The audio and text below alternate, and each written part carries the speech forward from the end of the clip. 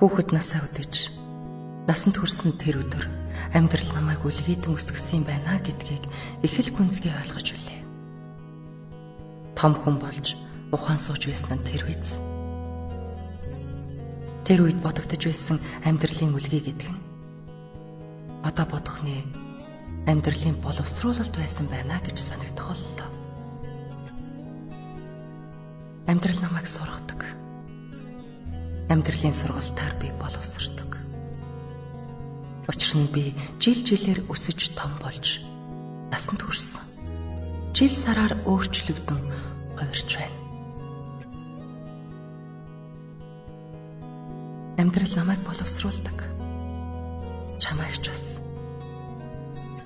Амьдралын боловсрол чимээгүй хэлэхдээ аливаа бүхэн мөнх бус шүү гэж хэлж байгааг анзаарахгүй бол мэдэрдэггүй бололтой.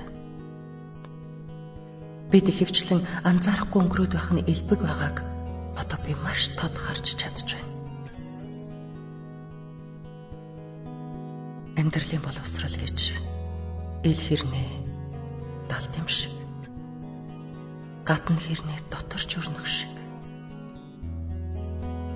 Дотор гэснээс энэ бүх амьдралын дунд өрнөх үйл явцыг хэн надад хэлж өгсөн бilé? Хэн ч хэлээгүй.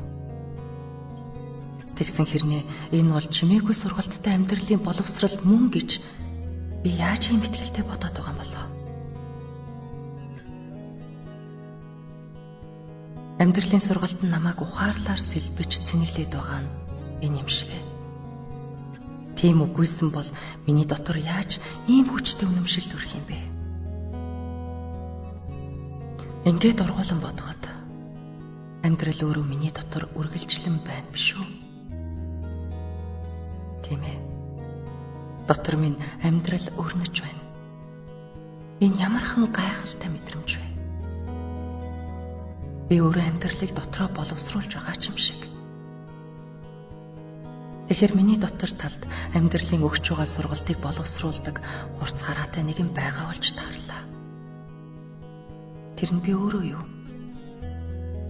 Эсвэл өөр хэн нэгэн үү? Тэр нь би өөрөө мөн гэдэгт би үнэхээр итгэл төгс байх чинь. Шалтгаан нь хүүхэд наснаас насанд хүрэх тэр үед би амьдралыг хариу нэхэлгүй хайр юм байна гэдгийг хэнээрч хэлүүлэлгүй мэдэрсэн шүү дээ. Дотоод талд минь нэгэн их соргог хүч оршиж байгааг би үнэхээр мэдрээд байна. Тэрийг би дотоод хүч гэж нэрлэмээр байна. Амьдралын нууцыг ил болгогч тэр дотоод хүч миний дотор боловсрч байгааг би хүүхэд байхдаа л мэдэрсэн нь тэр.